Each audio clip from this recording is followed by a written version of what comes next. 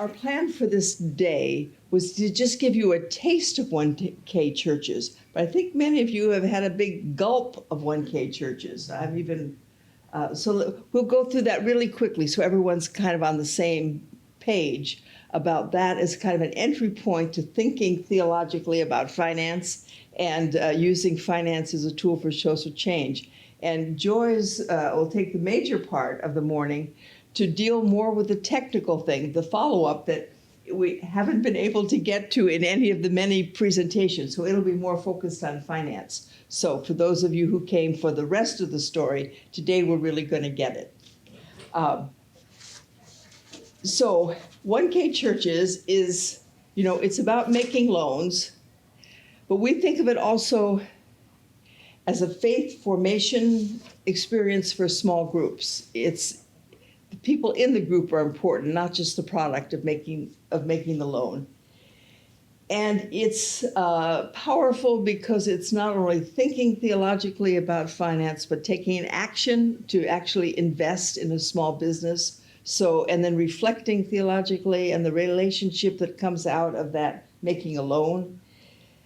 It's community outreach. For some congregations, it's an entree into parts of the community that they would never contact anyway. So it's a way of getting you out of your walls are not quite so confining here. This is quite a bit of space that you occupy and you are involved in the community. But for many churches, it's a starting place in really being involved in the community and in a really helpful way by making a small loan to a small business in your own community. And we think of it also as a vehicle for social change, maybe indirect and long term, but if you care about the environment, if you care about food security, investing in a small business that follows those practices and that is doing good in the community in the ways that you care about is a way of furthering your passion about that issue. But mostly, maybe not mostly, they're all important, but what we're hoping that the experience, and I hope these couple of days that we've spent together, has been empowering for people.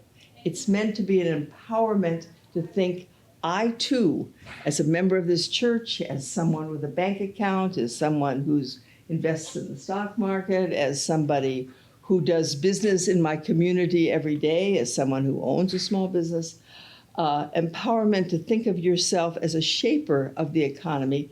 And we'll talk more, that'll be the focus of today, about systems of finance and what are the leverage points where organizations, people, churches could actually have an impact. So just for a taste, if we were gathered today to do the second lesson of the 5 lessons of the 1K Bible study, we'd have just about the right number of people. This is just fine. This is what you hope you have. And we have a great prayer to start with. We've already had a prayer. I kind of like this one so much. I'm going to just, these prayers are written by people in our network lay people for the most part, who care about these things. So let's pray again. Spirit of the living God, fall afresh on us. Give us fresh eyes to see the gifts you have given us in our community and our congregations, and also to see the need and lack that persist among us. Forgive us for the ways in which our blindness kept us from acting, and give us fresh eyes to see the connections we can create between our gifts and our needs. Most importantly, give us fresh eyes to see ourselves and each other the way you see us, as your blessed and valued creations. Amen. I've been using this second lesson of the 5 lessons of the Bible study. I picked it because it was the lesson that was read Sunday in Lutheran churches anyway, that followed the lectionary. And it's the familiar story, the beginning of Lent, where Jesus is sent out into the wilderness. He's been fasting for 40 days, and he's approached by the devil, who tempts him in 3 significant ways.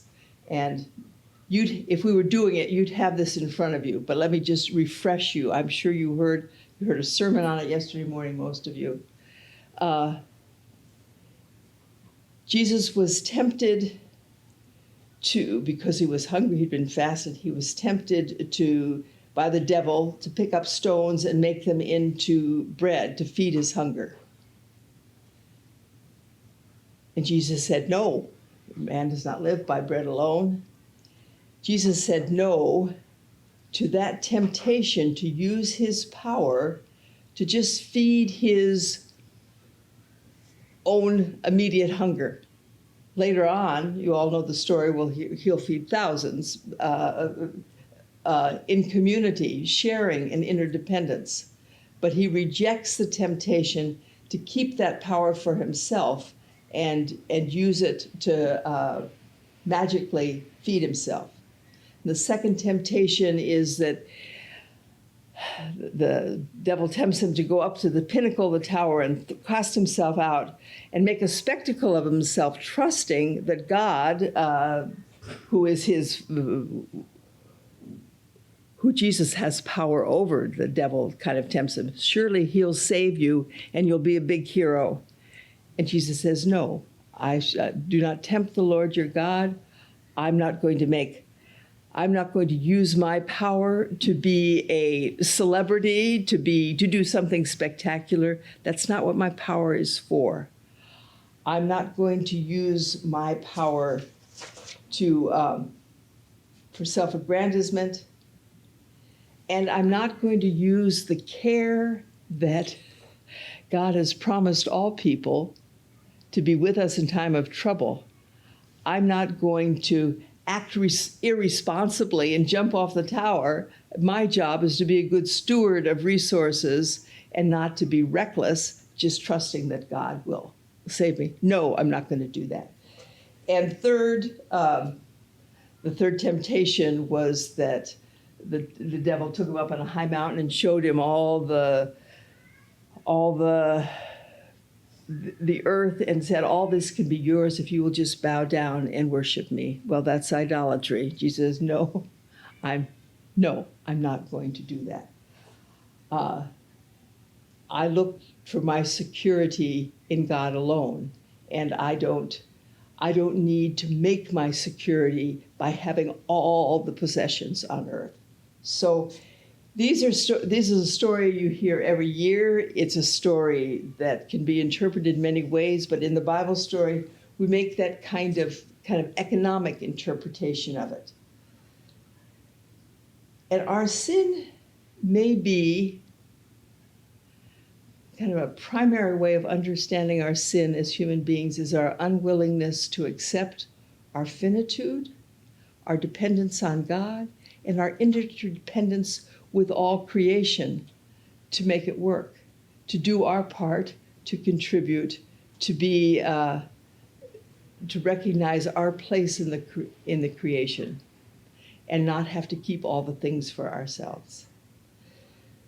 So if we were actually doing it, you'd be asked a couple of questions now, like, in what ways are you tempted to disregard your purpose before God in order to secure your own safety?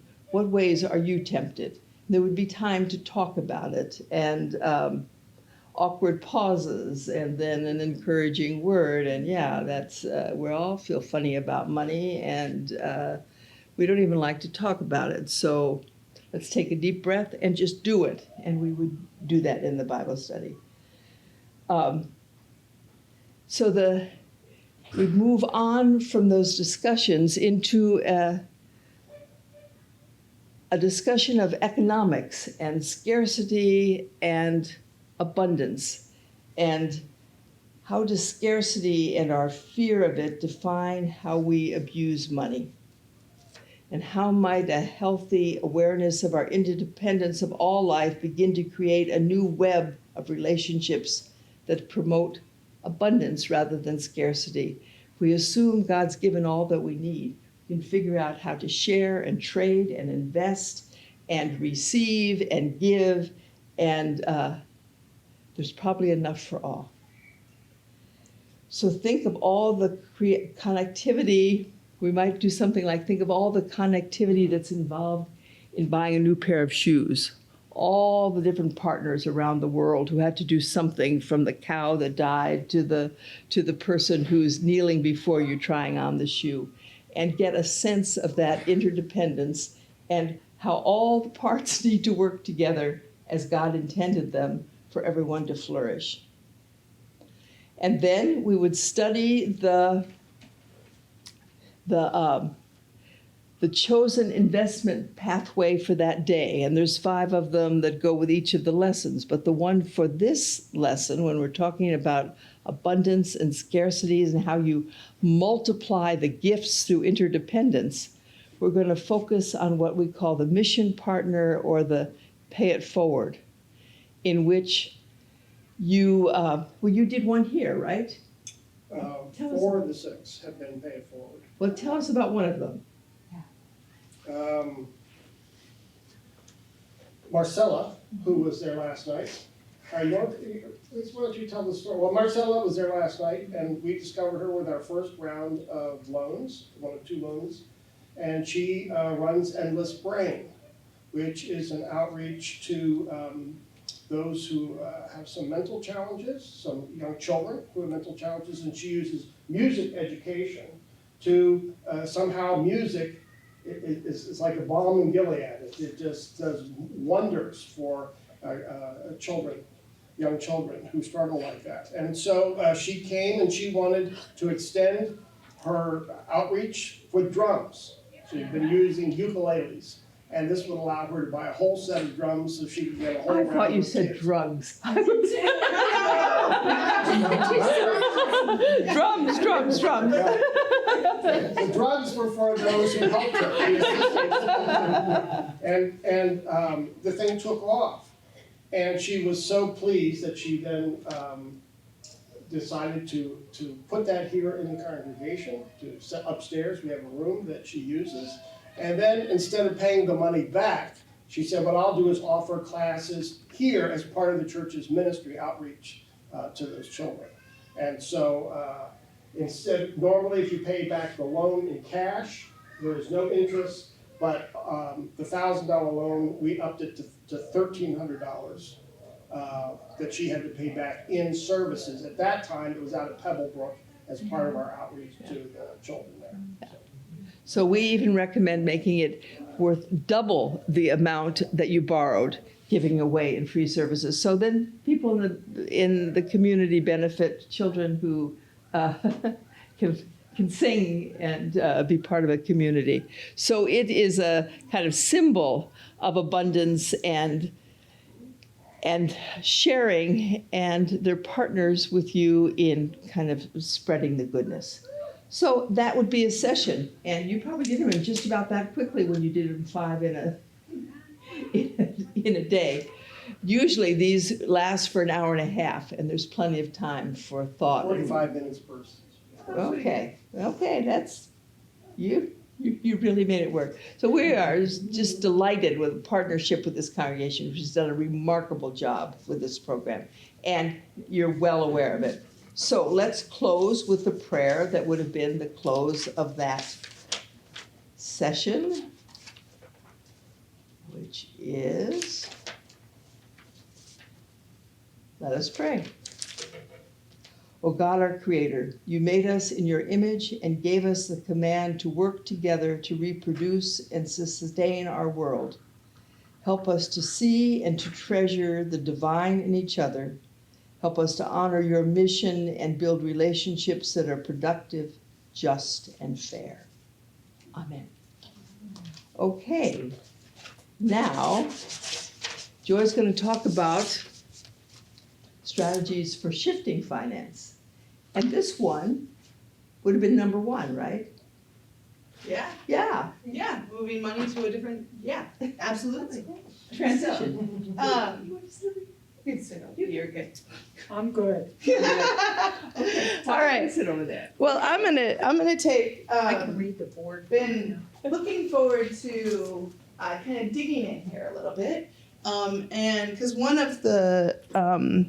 one of our hopes is that the Bible study process within a congregation is a beginning invitation to then go farther and discover additional ways to think about using finance to create social change within the congregation. So what I want to walk through for the next hour is what are the different ways to use finance to create social change, and sort of break that apart a little bit so that you could imagine in your particular context what's available to you. What are some possibilities here? Or how can you see the world differently to say, you're watching the news and you're like, ooh, I wonder what could happen there. It's in some ways, it's a process of imagination, right? And having so one of the important things that needs to happen in the world is we need to figure out, one, how do we have a financial imagination? How can we think about topics that are often it's going upon tax season. For very few of us is the word finance and imagination just sort of married together, right? It's a constraint, it's a burden, it's a complexity, it's a challenge, but to say, how do we actually have a financial imagination? To see it as a set of toys that can be shaped, that can be used to create the change that we want in the world. But the important thing also is to say, how do we marry a financial imagination with a theological imagination, right? So that we're marrying this sort of amazing gift of being able to see the world more whole by seeking to see through God's eyes, right? I think which is so much of what we seek to do every day. How do we, and I think this particular part of the Bible study really digs into God already sees us all as connected, right? God sees those connections that we struggle so hard to find, right? We are already connected. The question is, can we see those connections? And so how can scripture and relationships and community and prayer have those connections come more alive? And then when we start saying the word finance and investments, have that whole imagination not then shut down. Maybe just a couple reflections on that. Where are the ways in your life, just in your own context, do you see that you are connected to others because of financial relationships? What are some of these that are meaningful or trite, whatever they might be, in your life? Yeah. I'm connected with Thrivent. Cool.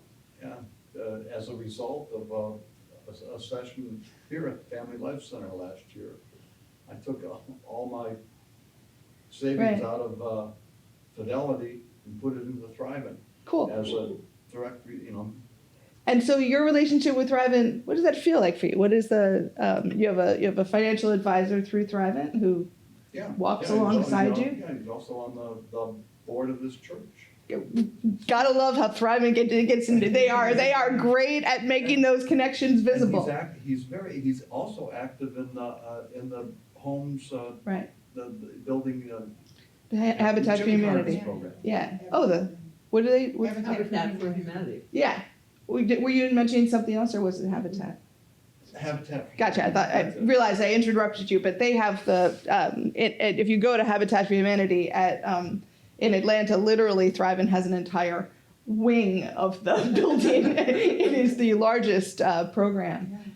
So what's amazing about that, and I think this is actually what Thrivent has done incredibly intentionally in their ministry, is connected what are the financial services that average folks need, not just the very wealthy, but average folks. What do they need to be able to shape their own generosity? And then how does that connect to their generosity within their community? So those are not disconnected, right? So that you're building houses with the same people who are investing your assets. And I've been very involved in Thrivent and their community foundation over the last 15 years or so. I think it's an amazing example. And to take that a step further to show the connectivity, our church has a quilting group, Uh-huh. and one church service, they had 88 quilts draped on the pews, and to me, it was more beautiful than Easter Sunday in a different way, or what a wonderful comparison. So when they have the Habitat homes, they give a quilt. Oh, amazing. So that shows yet a connectivity that even came from raw materials to people making it with love, to welcome to a home, to the investment, and it just Right. shows the connectivity again in our Amazing. mission. I do think quilting processes my daughter is an active knitter, and as a college kid, well, she's not in college anymore, but and so what's an amazing, just finding that community. I'm sorry, I can't. The name of the group is B that knit. So it's anyway, it's bitches that knit. That's the word. Just said it. Cursing in church. But it's a kind of wonderful reappropriation of something that is often thought of as not what 20-year-olds do in community, and a way to kind of reclaim that kind of connectivity, because that very simple practice, and we do it so much in our church, but somebody buys the yarn, and that sort of piece about fabric. I'm gonna come back to fabric in a second, because we have an amazing story about some work that's happening around fabric globally. A lot of people like to go shopping locally, to keep their money invested in the local community instead of some big boxes or. So where do you shop? What's your expression of that? Do you do that? Or are you just talking about other people who do that? Surely somebody does this. She just walked Yeah, the farmer's market. Oh yeah, great. A big deal, or Right. even restaurants that have the direct farm to table. Yeah. Emphasis is always encouraging. Yeah. Even small shops in the area, again, Yeah. rather than Right. some of the big boxes. And you get to know the people, not intimately, but personally, right? Yeah. You greet each other, they're glad to see you again. So one of the practices that I have is whenever I go into a business, not maybe whatever, but pretty often, I will, if I find myself clearly talking to the owner of the business or somebody who manages the business, I'll ask them how they came to own their business. And you hear the most remarkable stories, because often the person who's taken extraordinary risks to actually build that business. So nobody talks to them about that, right? They're sort of standing in the middle of their store, worried about the foot traffic and the work that they need to get done, and are their employees doing what they wanted, and they're sitting in the middle of this room kind of anxious. And I find it enormously sort of connecting just to say, tell me the story of how you are financed. And I've learned most remarkable things about, I remember we were actually having lunch in a restaurant once, and the waitress, I sort of thought, you sort of seem like the owner, right? It was she had that worried look. And we ended up talking to her, and she was able to share that she couldn't get investment and that it had really been turned down by a lot of banks. And I just, to have a customer saying, I care about how you got to this point to be setting up this business. In my mind, it's a practice of prayer, of just another way of asking questions about people's story that connects and sees the connectivity. I was once I had no idea where I was. I was like somewhere in Tennessee. And I ended up having a conversation with a bar owner.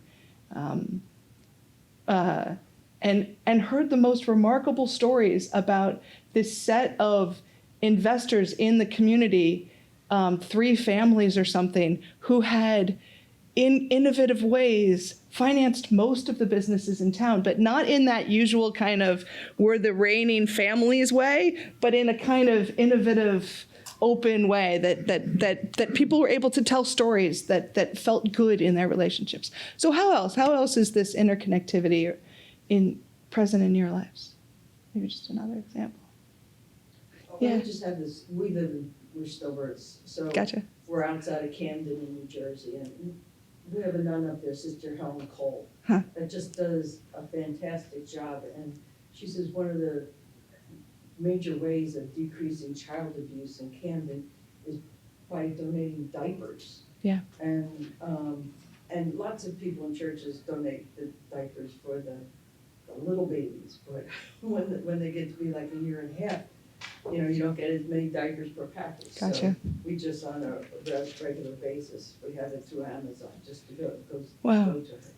Well, and again, thinking about something like your Prime account at Amazon as, Sunshine. whatever it is that says, I'm going to figure out how this becomes a regular part of my life, right? And some of these things that are, okay, maybe I buy too much with those subscribe and save programs that don't save. I actually just end up with cases of tuna fish. But and so much soap. Once you think I'm going to need this every 6 months, you sign up. Has anybody else used this? Then it shows up every 6 months, and you end up with cases and cases. Anyway, starting to get the practice of saying, I am going to order a little bit extra every time, and then walk it to the food bank, right? But building it into the economic life. Any other reflections of just that interconnectedness? Yeah. I want to mention a place that I visited in Charlotte, North Carolina. And it was called the King's Kitchen. And it was, it's a Southern kitchen on local mission. So it was developed through the churches. And what they do, the food of course is delicious, but they employ those who are recovering from something in the community. And so they've connected to what the community needs are and found a way, like I said, it's a restaurant that's really known, and people come in, and then they have the support of the church. Right. And so they're supporting it financially by coming, and then you have the workers who are now being trained. Right. And one thing they have a weekly schedule, and Sunday, even at the location, on Sundays, they have the worship study. Monday is Bible study. Thursday is the Bible study. So they have connected with not only just the community, but they continue in that restaurant having everything that is needed to still connect people. Right. And that's one of the, like I said, I'd never seen that before. And it was so amazing because they said, we're not going to sit here as a church and know that these things are needed. How do we start our business so that we embrace it? And then the need for, recovering alcoholics, recovering whatever, to have jobs because they couldn't get jobs. Right. So they would employ. But still they had, they kept it connected to the church. But I thought it was a wonderful mission of connecting not only to the church, but to the community. Yeah. And just to really reinforce that the one characteristic that you raised is over the last 20 years, many nonprofits and faith-based organizations, churches, have sought a earned revenue strategy, right? Sort of thought, how do we find another revenue strategy so that we're not only relying on private donations or government contracts or whatever it is. And so let's start an earned revenue strategy. And I will say publicly, I'm pretty critical of these, partly because I don't think many nonprofits are very good at starting bike businesses, right? So we end up with these odd things where you're running you're running a social service agency, and then all of a sudden you decide, you know what we're going to do is we're going to start a bike business. I don't know why I pick on bike businesses, but there's a lot of them, right? Like we'll do a bike repair business and we'll train workers to come up with, sorry. Kelly Chapman. He has we one. just visited He's really his. All right. Oh yeah. I think I will say honestly, I think it's because of Kelly that I make these jokes. But I love Kelly. He's an amazing ministry. But I ended up we were working on a project with Kelly in Los Angeles between Minneapolis and Los Angeles, and we were trying to figure out. It was an amazing project called the Charlie Project, which was about taking a school, taking a church property, and figuring out how we could build a charter school and another set of enterprises on the property, which one of the things we ended up being focused on is, could you marry a charter school with a small format grocery in a food desert?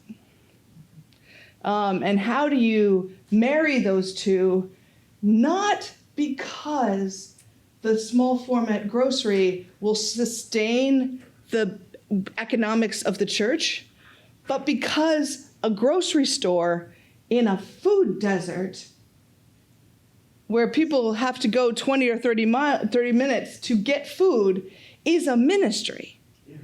And so we were working on this in Los Angeles, and so for me, that's the distinction. Right? What you described in telling that story, and Kelly absolutely does this, but what you described in that story was an integration of all the pieces together. Mm-hmm. So often what I see is, I'm going to build this business, and businesses make money. And so because businesses make money, all that money is going to flow to us. And I was at a retreat for don't even remember what it was, a social service agency, very large, maybe not huge, but $40 or $50 million a year of social service agency. And they wanted to create revenue lines from enterprises. And they did the math wrong.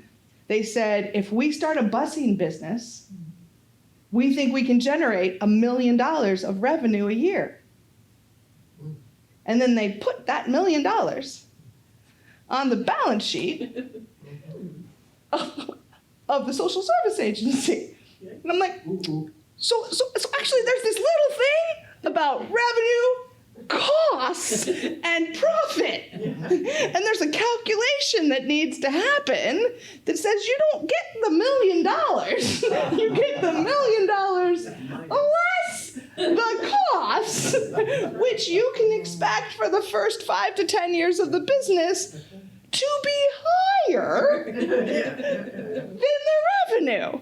Because that's how business works. But I think people hear business and they count how much revenue they have coming in, but forget to subtract the costs and assume that trust me, cannot tell you how many places people have said, if we had a coffee shop, it would generate this much revenue and we would have that. So the reality is most businesses don't make a profit. They don't. And so starting a business with the purpose of using the profits to offset your missional costs, and then to say, well, it has to make a profit. So I was literally in South LA having, Mrs. Washington, adored her, amazing, stalwart social justice leader who stood in the Compton riots, and she's just an amazing woman, matriarch of this congregation. But she literally asked me, would we generate enough revenue from the small format grocery to fund our feeding program? Yeah. And I was like, you'd have a grocery store. You could take stuff off your shelves and give it away. You wouldn't need to collect canned goods from the community. You would be the store. But that's not how we think. And then, right, that thinking about how do we find the ways that these are connected together. And And so really just wanting to reinforce the example that you told so clearly showed it was all tied together, right? We see the role of prayer in the middle of it. We're not saying you're the profit-making arm over here, and we're going to be profit-minded over here, and then we're going to come over here and do social change, as if those are two wildly different activities. I get it. So, hence the bike shop for me. I really have sometimes a hard time, and I love Kelly. I do. Please adore the man and what he's created. And, yeah. I'll give you another bike shop example. Pinellas Hope, which is a facility for otherwise homeless people in Pinellas County up near Tampa. They have a bike shop. Right. But they purposely went into it for two reasons, and it wasn't to make profit. It was to give some of the residents of this homeless camp skills, and it was to be able to have bikes to give them when they get a job, so they've got transportation to Right. get to the job. Right. That is innovative approaches Yeah. to creating social ministries, Yeah, right? Yeah. As opposed to business Yeah. funding our mission, exactly. right? Which is still not connecting them. So let's get to finance though, right? So yeah, go ahead. Your model with them giving food away and selling food. The more food you give away, less people are in the neighborhood that need food. How's that Oh, work?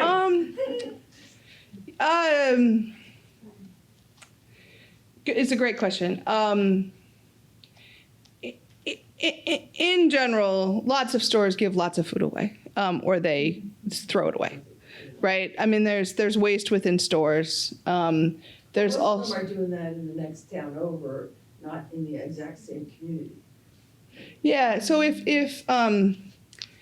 you think about a small format grocery store, one of the key challenges is access to fruits and vegetables, right? Right. So part of the challenge is in most just to play it out a little bit more, in most food banks, what they lack are fresh fruits and vegetables because they can't store them long enough to be able to give them away. And so we end up perpetuating some of the things that are leading to health crises because of how we give food away. So you would have a wider range of options to say, if in this community we were going to figure out how we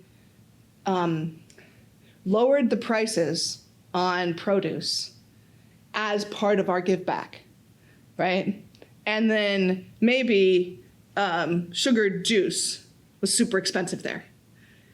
So yes, at some point you'd be messing with what the profitability is, and you know, what's your competitive edge within the business. But on the other hand, you'd have a congregation, in our thought, you'd have a congregation and a school and a grocery store, and the parents dropping off the kids and going to church see that as their community store. And in general, those are not necessarily wildly profitable, but they're sustainable. In the same way that community-supported agriculture and other things where you know the needs of the community, you're more focused in buying the things versus running a big Ralph's. But great question. I mean, because in the end, you're right. I don't want to be naive to say this is all just going to magically work out, and because we're generous, the business is going to work out. You still have to think about what the competitive strategies are. Is that cool? So Joy, Yeah. so let me ask you just one question. I don't know. Just one. Maybe just one for right I know now. you enough, my friend. Now that's Just you're, one you for got right now. 45 that you're building up. Just for. one for right now. Yeah, that's a better phrase. How do you prepare people for the financial side? Is that something we'll get into? Well, right now. What is Okay, so how are you going to prepare me, because I have no financial, all I want is a business. Right. And I think that having this business is going to be my answer to life. And who's going to step in now and show me and tell me, now I've given these micro loans away, okay? Now who is helping me now understand that financial part on the backside? Because I'm just taking a chance, because I really don't know everything about you. Oh, I as know you as the came to investor. present- Yes. Yeah, absolutely.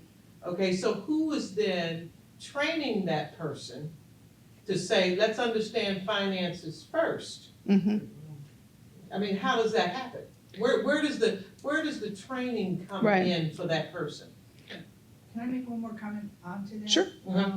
Is one thing that I've seen as an obstacle for people, and especially women wanting to get loans, is they're I would say over-responsible isn't the best word, but they're concerned with being able to pay back. And I've heard that comment even engaging with the people that we Right. have loans with. So they know, because they've started their businesses, about the revenues and the costs.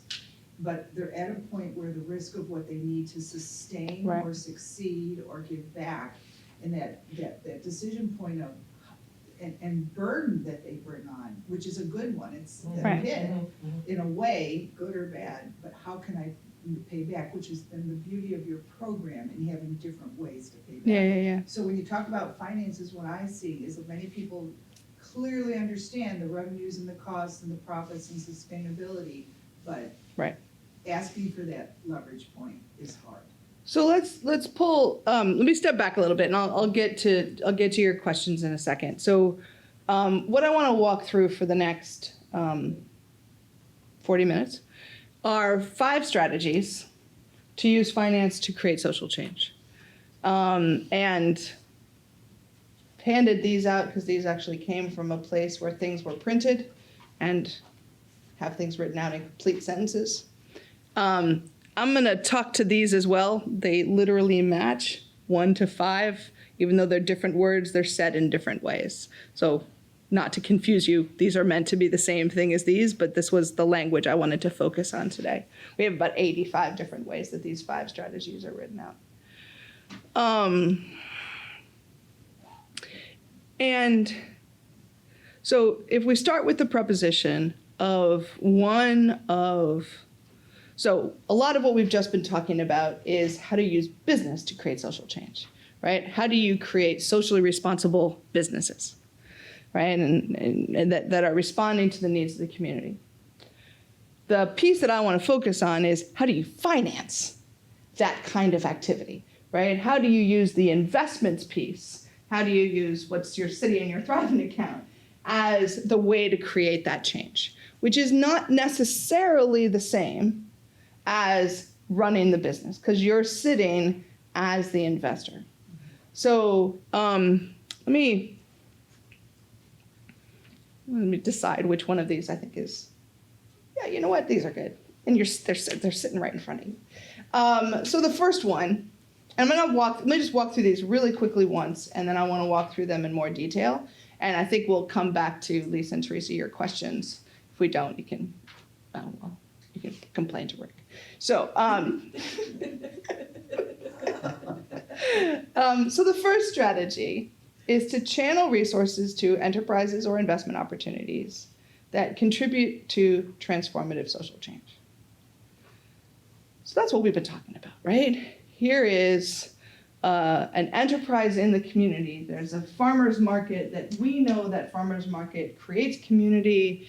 It provides a direct opportunity for farmers, hopefully at better prices, to be able to bring their goods to market, that it serves in a multitude of different ways. It helps people buy healthier food. All of these things are socially good things. And if I invested in that business, if I invested in that by giving them a cash flow loan to let them sort of manage through the ups and downs, or by really helping them grow, then that would make a difference.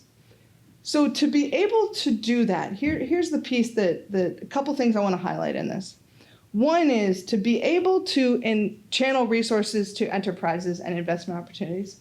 The first thing is what you're really looking for are opportunities. We were working recently with the Canadian government. We a significant amount of our funding comes from the Canadian government. Gotta love the Canadians. But they're launching a $750 million fund to invest in socially responsible activities within communities across Canada. And one of their priorities was to do that in a way that it responded to the needs of Indigenous communities within Canada, and looking at issues of gender and broader issues of race. So we had brought together a group of people to think about how would you make those investments. And there was a set of people, and all of these people had never actually, were not the people who knew finance. They were the people who knew the community.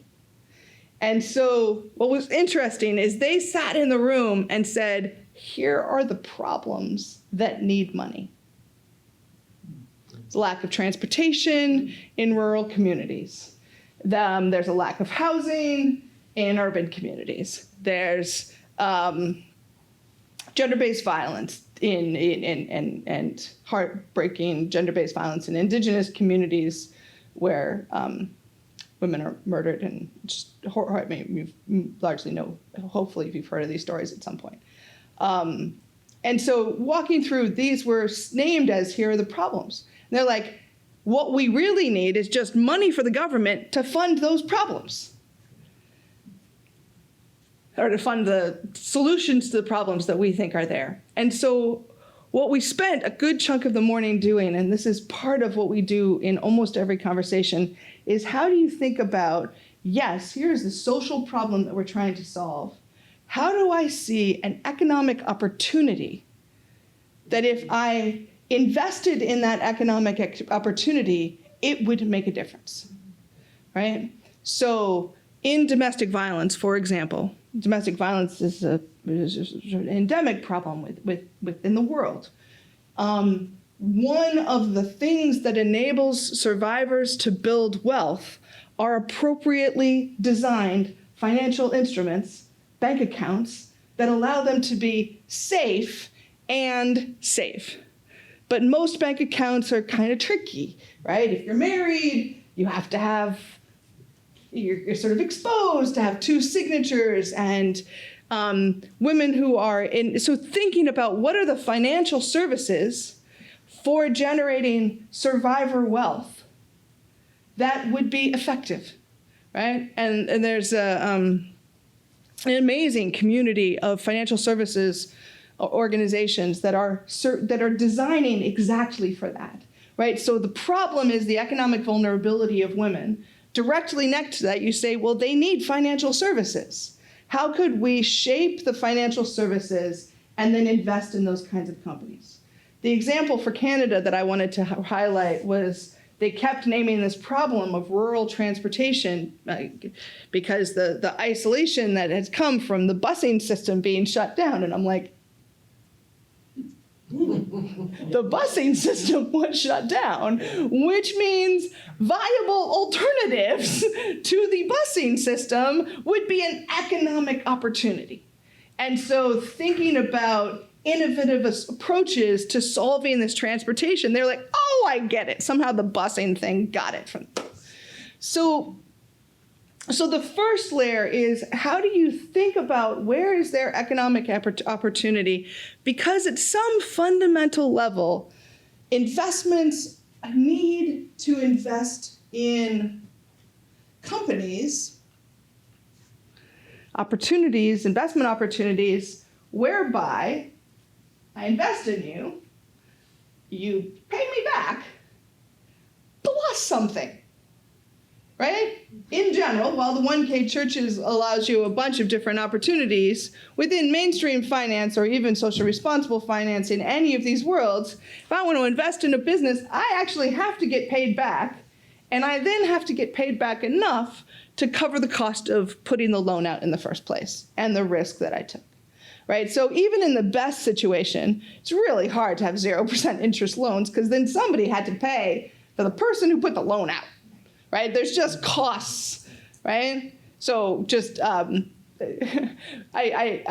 did found a venture fund about 12 years ago. We raised $6 million.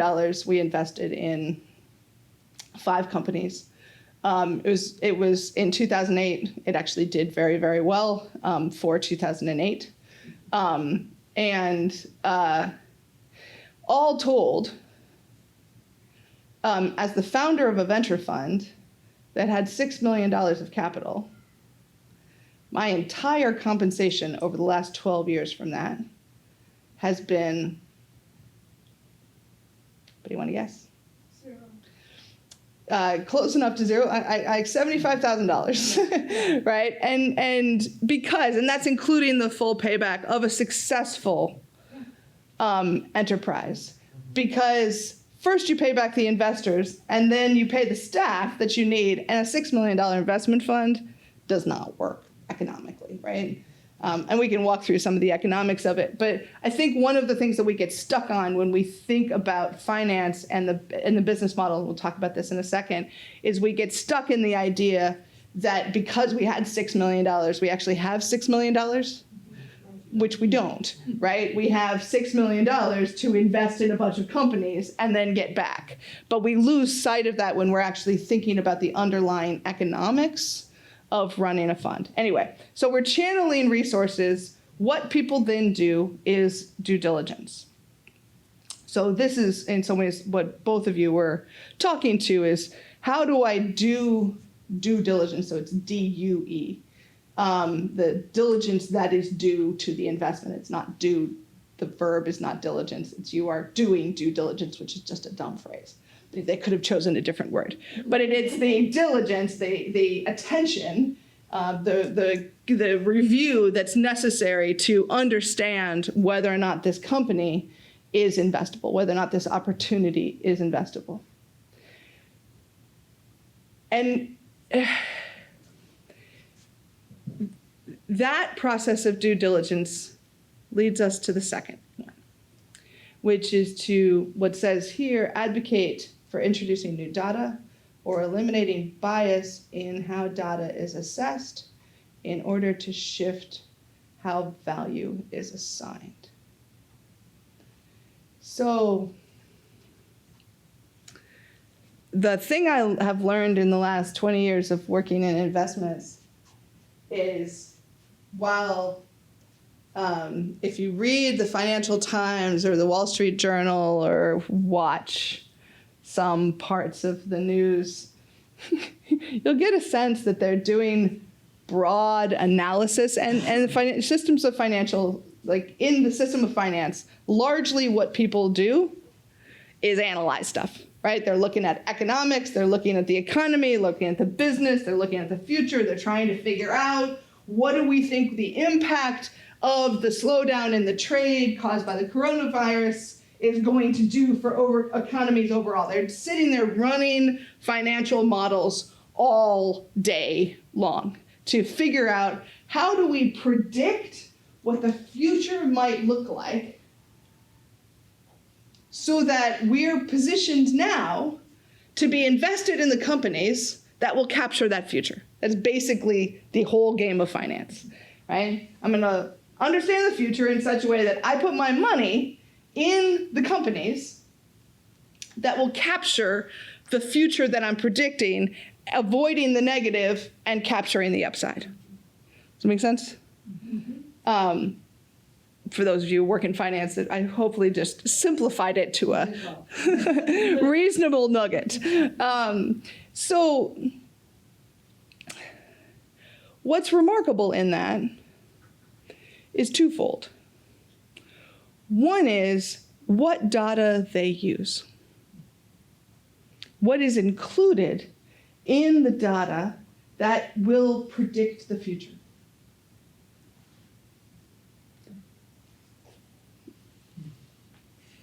And then the second is, where is there bias in that data? So let's start with the due diligence of looking at an individual company. We worked with an investor, remarkable investment firm, and Bob, well, okay, maybe it's had its moments. I adore Bob now, but he had a journey. So when we first started working with Bob, he was being tasked to expand his investment firm to be able to invest in women-led businesses. And his primary question to me was, what if they get pregnant? Just like, gee, Bob, how worried are you? Like, have you joined the big wide world? Many women get pregnant, but what if a leader of a business gets pregnant? I was like, okay, one is, you all know, well, many of you know, I'm going to guess that you all know, he wasn't really worried about her getting pregnant. He was broadly worried about her being a woman and responsibilities that might take her away and all of the biases that kicked into his head about what it means to be a woman and whether or not they can make it as a business. It just, the thing to ask that was tangible was, might she get pregnant? But baked into his decision-making and his whole firm was a whole bedrock of bias, of, is she a real entrepreneur? Does she have what it takes? Will she make it? And part of this is what we were talking about last night. In general, our picture of successful entrepreneurs is, to be sociologically wonky, gendered male. Right? It is not a neutral category of here are the range of entrepreneurs. When we think about entrepreneurs that make it, in general, it is a picture of a set of high-tech male entrepreneurs. And so if we put that up against a woman in this case in Vietnam running a expansion of a set of hospitals, she didn't look like that. Right? She looked like somebody grounded in the community who had run multiple hospitals, who was kind of administrative in how she talked about things, right? Because what she knew how to do was run hospitals, and she didn't talk in the right ways. Remarkably, 2 years later, after Bob went on a bit of a journey in his own discovery, he called me and he said, so we made an investment last week, approved an investment in a woman-led business that the woman was 7 months pregnant when we signed the term sheet. Because what he had figured out was that in order to get ready for her maternity leave, she had cleaned house and gotten everything ready in the business so that her precious baby, her business, would survive her stepping away. And he came to the conclusion, actually, that this was an asset, right? That the attention that takes and the shift that happened in her relationship with her husband and his stepping up into new roles as a result of their reflection on how to manage the business changed it. So one of the things that's important to pay attention to is in investment decision-making, there is a good bit of bias in what we think is valuable in the world and where we think growth is and also where we think risk is. And so making sure that we keep that in mind, particularly as people of faith. Right? That when we're saying, people are saying, this is what's going to happen. This is the future of the world. I think we have something to offer to that conversation. And does that make sense? Everybody get, right? So if people in finance are wandering around making investment decisions based on analysis, baked into that analysis is either missing data or biased data. Let me give you one more concrete example that actually came out of a church in Chicago. I was looking at Englewood neighborhood in Chicago that's perennially has had economic challenges. And a set of churches within that community had gotten together to build livelihoods within their churches. So they supported businesses, not small businesses, but micro businesses, right? If a woman wanted to start a cleaning business that would basically be her and her kid, right? They would help her get started. So micro businesses, less than, technically micro businesses means less than 8 employees, but they were really talking about things that would count as self-employment, right? Because it created livelihood for themselves and their families, but wasn't necessarily adding jobs. And this is the critical part.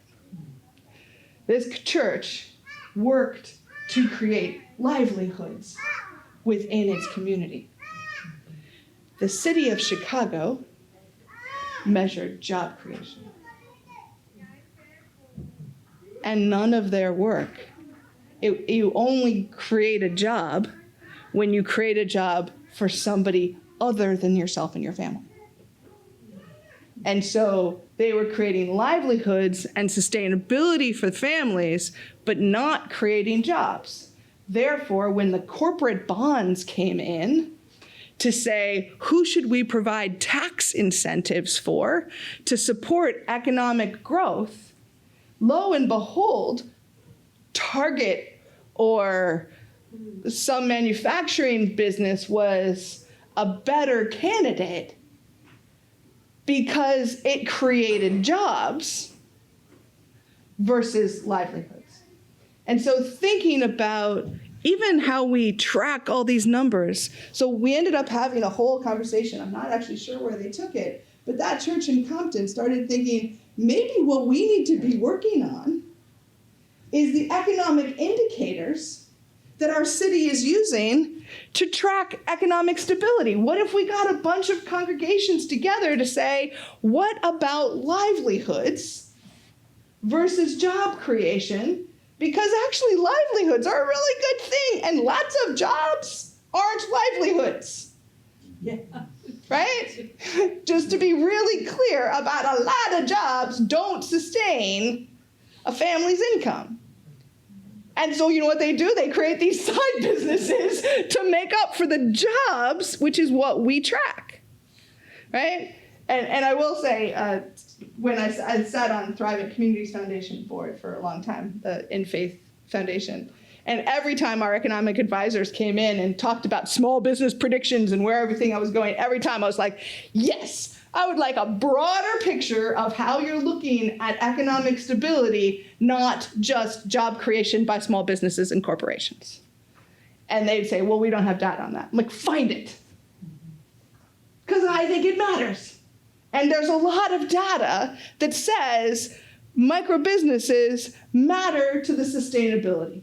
But then we should measure them also by their ability to sustain a family, not their ability to create a job.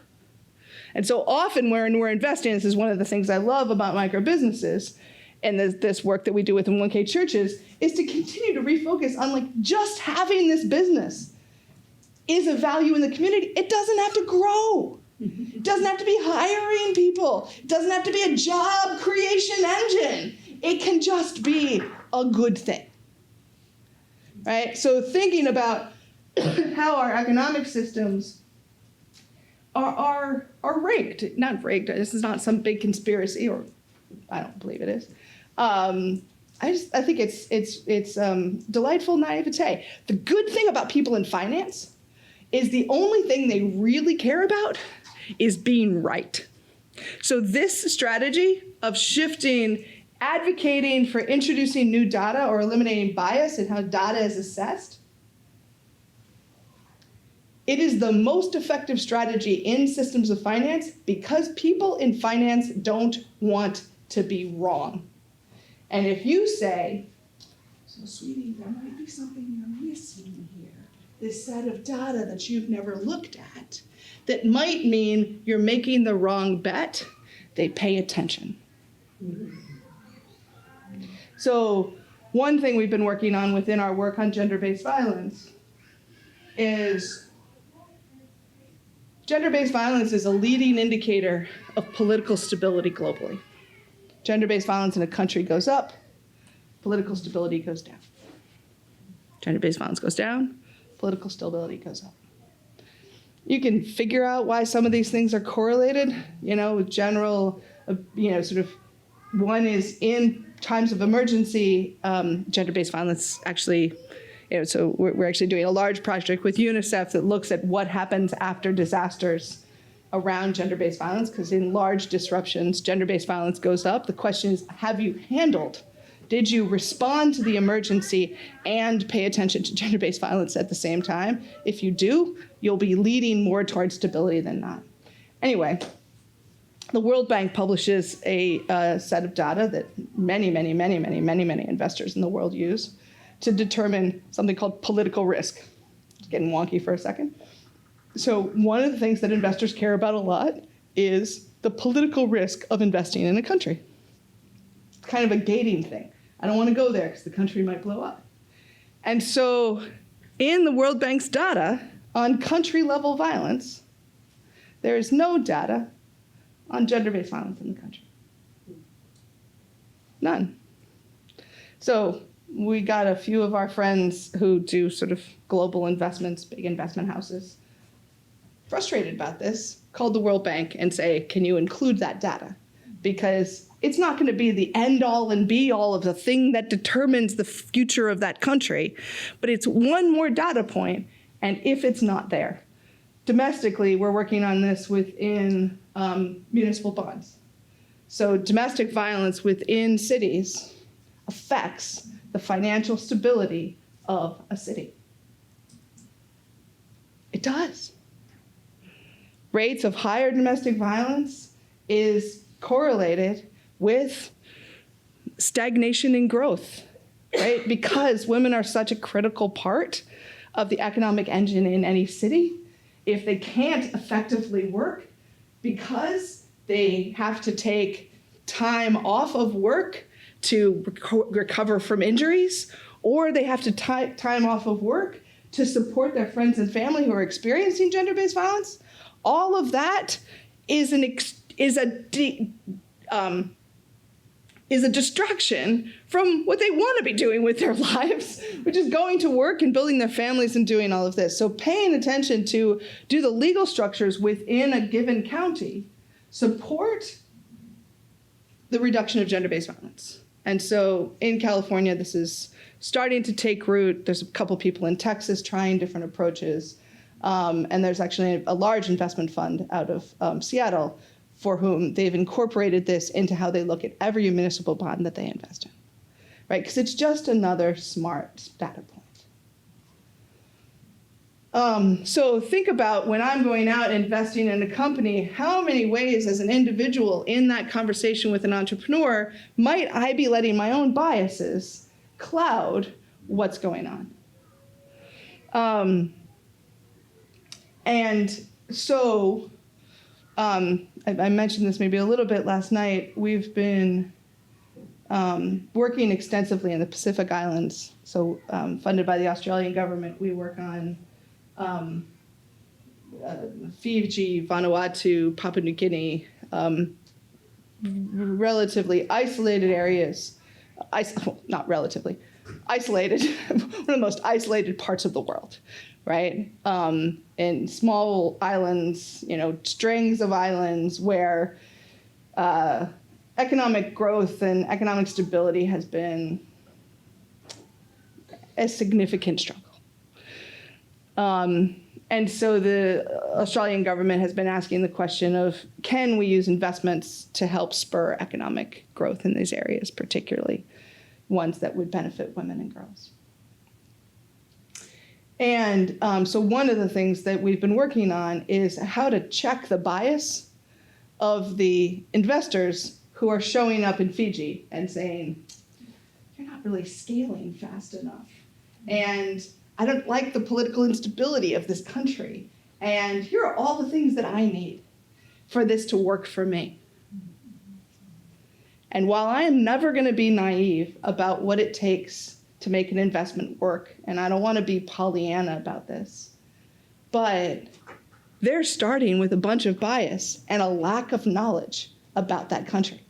They're starting with, so one of the things that we talk about often is, where are the places where we are so privileging knowledge about finance over knowledge about the community?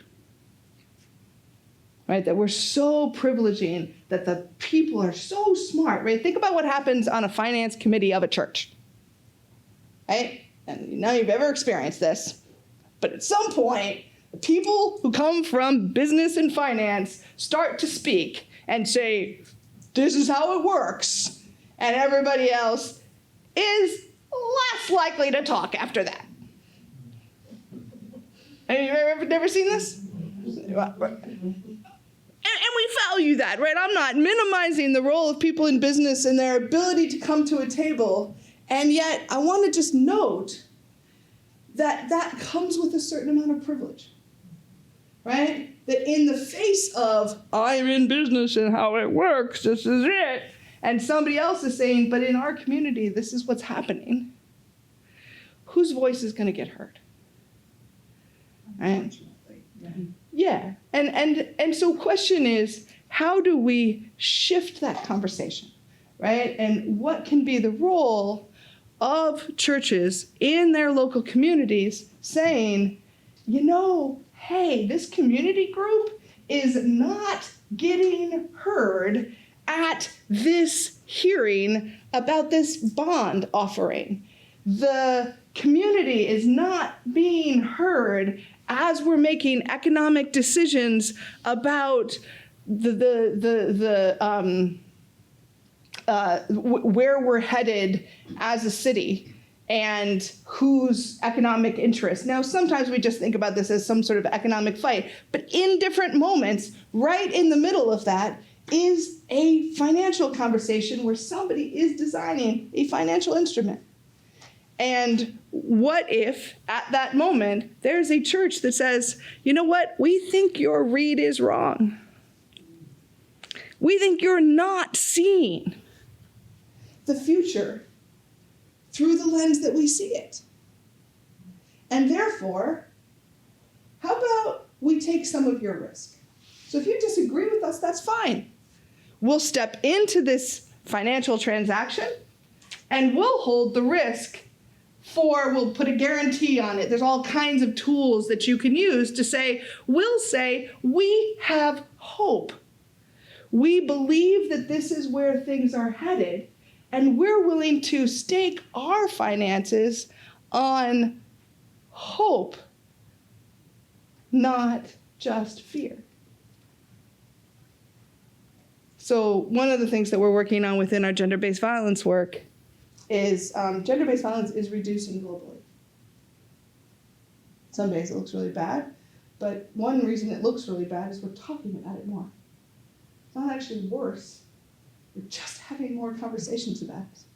And when public figures say boys will be boys, there's more of a resistance to whether or not that's an okay thing to say, when before it was said, just was sort of passed over. So gender-based violence is reducing in the world. What if gender-based violence cut in half in the next 15 years? What would change? Right? Imagine families would change. This is how we think about walking at night. Women's sense of safety would change. A sense of travel, a sense of freedom, a sense that I can engage in the world would change. It would change industries. It would change patterns of behavior remarkably. It means that businesses that were not supportive of women's safety would do less well than the ones that were, right? So I was giving a speech in Singapore a couple years ago, and I raised, what if gender-based violence cut in half globally? And this guy in the audience said,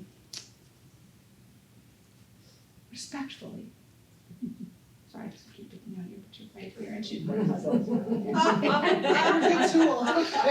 was gonna get some coffee. So respectfully, Joy, don't you think it's a little Pollyanna to say that we could reduce, that gender-based violence would reduce by that level? And I can lose it sometimes. So in that moment, and you know those moments when you said the thing that you actually maybe should have not thought of at the time? But I looked at him and I said, seriously? Elon Musk, one of the wealthiest entrepreneurs on the planet, gets to say that we're gonna live on Mars And that attracts billions and billions of dollars of investment. And I suggest we're not going to beat the crap out of women. And I'm Pollyanna. Right? I mean, think about what we are told as the stories of the future that we're supposed to believe in. And what I want to ask is, how do we tell a story of a future of equality? How do we tell a hopeful story that says, in the future, the social movements that have created more justice in the world might succeed? We had a conversation with a set of ministers in the Black church for about 10 years, saying, how would we invest differently if we believed in the future of Black men in America? It broke my heart how many times somebody said, I know a really great prison entrepreneurship program. I was like, no. I'm saying, not what if we believed that Black men were going to be permanently incarcerated and we were giving them ways to, and prison entrepreneurship programs are good programs, but what if we actually believed in that future, and how would we invest with that kind of hope? So this is part of our call to churches, is to say we are called to have hope. Not Pollyanna hope about some sort of not stewarding our resources and blindly walking through and saying everything's going to work out. But somewhere behind this sort of idea of sanctification and how we figure out what the world is today, and this idea of a living hope, somewhere between the two of those, we need to be leaning more towards hope in our faith than towards despair. And yet, we struggle with that. And we don't know how to translate that into our investments. So, would there be ways where, I'll go through the rest of these because all of my illustrations have gotten to this point. What are the ways in which we could shift the structure or terms of an investment to be able to change who holds what power in that relationship, right? I think about your property that you're developing. I think about your role in this community. I think about national churches and pension funds and Thrivent and others. What is their role for stepping in and saying, we will play our part to shift who has power in this relationship? And it's one of the things that you do in 1K churches, is think about how are we shifting how that power is operating. So the second thing is expand whose knowledge and expertise is trusted. And why isn't human experience, lived experience, something that we rely on in thinking about the future of the world? We rely on, we're sort of the anti-think tank. Granted, I run a think tank, so people rely on our knowledge. But our point is to say we're going to call ourselves a think tank and take the knowledge from folks who wouldn't be at the table otherwise and figure out how to translate that knowledge into things that would be useful to people in finance.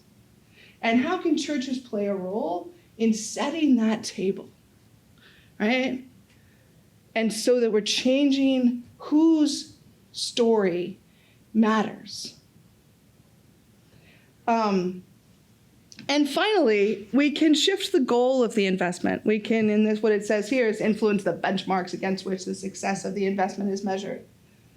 So I actually think this is the hardest one, because this is basically saying the goal of our investments is to create social good and maybe not to create financial returns. I will say this is a very, very popular strategy. To cut to the chase, this is the one I agree with least, because the hardest thing to do is to change the entire goal, right? All of the rest of these sort of say, let's do finance and basically assume that we are all trying to create retirements where we can live well.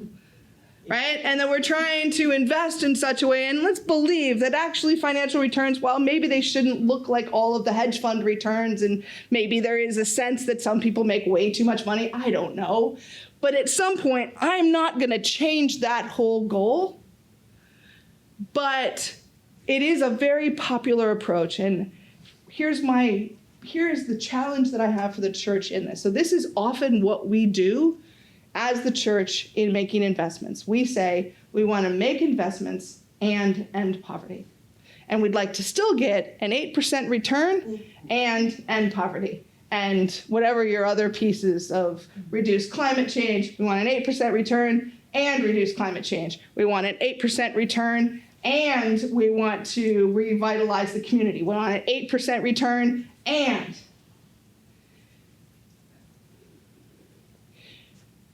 Nobody promised us either one of those. 8% return is not guaranteed. We're about to experience that right now as we head into another recession, that our expectation, so I get told by all kinds of investors, but I need 8%. Yeah. Like bully for you? It's great. That's nice. That's nice. I think when my kid was a pony, when my kid was little, she wanted a pony. But like, you don't always get what you want, right? And that's not how investing works. We don't just wave a magic wand and say, I want my investment portfolio to return this, because you know what had to happen? The world had to work, run businesses, farm the soil, sell things to each other, live this whole interconnected life. If the world does all of that and my money is at work in that, then from my money being at work in the world, I can get a return. But my challenge is, we often congratulate ourselves, and I'll leave you to just ponder this. We congratulate ourselves for saying, I want to create social good with my investments. And I challenge folks to say, yes, but are you just demanding that as one more thing you're asking for? Show me that you are revitalizing the community and making me 8% return. Show me that you are creating food security and 8% return. Rather, are we asking, what is the opportunity that we see, and are we investing in the right opportunities that by doing those two, are we really seeing the opportunities clearly? Are we looking at the whole picture of data? Are we asking different questions? Are we shifting whose voice matters? Are we using our power to disrupt power? And not just say, I need this, right? That's not what we're taught to do as Christians. Say, I need this from this system. In what ways are we stepping in and saying, this is how I will use my power. This is how I'll use the congregation's power. This is how I'll use the church's power to transform systems of finance, to change how the power dynamics work. And then I'm going to also listen both to God and to Scripture, but I'm also going to listen to different voices. And I'm not just going to, while I love my Thrivent representative, I'm also going to listen to a broad range of voices, not just those who are privileged. You put all that together, then I think we're living out and we will achieve the goals that God calls us to, and we will figure out what will be, how He will provide. Thank you.